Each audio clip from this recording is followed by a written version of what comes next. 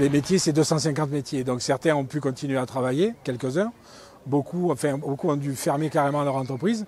Et beaucoup ont vu leur activité fortement impactée. Donc c'était une première pour notre pays. C'est une telle situation, on n'avait jamais vécu ça.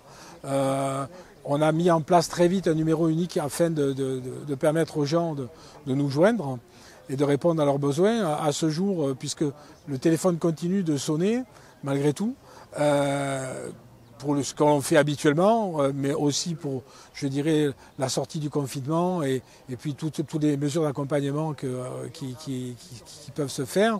On a traité sur le plan régional plus de 45 000 appels et sur le plan départemental, au niveau départemental, environ 5 500 appels. Au début, essentiellement, les premiers appels, c'était pour tout ce qui était aide financière, mise en chômage partiel.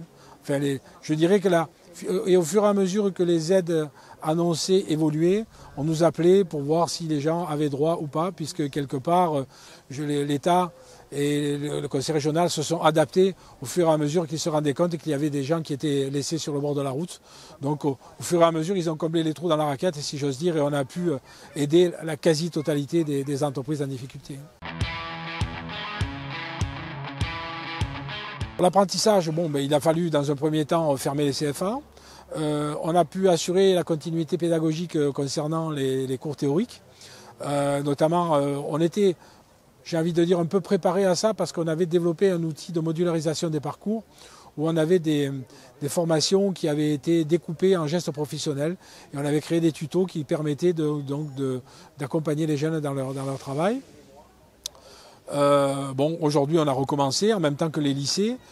Certains plateaux techniques n'ont pas encore recommencé à travailler. Maintenant, concernant les effectifs, effectivement, pour qu'il y ait un contrat d'apprentissage, il faut qu'il y ait une entreprise.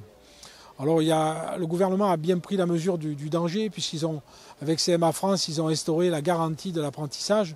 Aujourd'hui, un jeune a 6 mois pour retrouver une entreprise, et si jamais il n'a plus d'entreprise pour faire son apprentissage. Donc avant c'était 3 mois, c'est passé à 6 mois. Et puis on a vu aussi les aides gouvernementales qui passent de 5 à 8 000 euros en fonction d'un mineur ou d'un majeur. Bon, on n'a pas encore tous les éléments parce que c'est des mesures qui viennent d'être annoncées, mais on n'a pas encore tous les détails.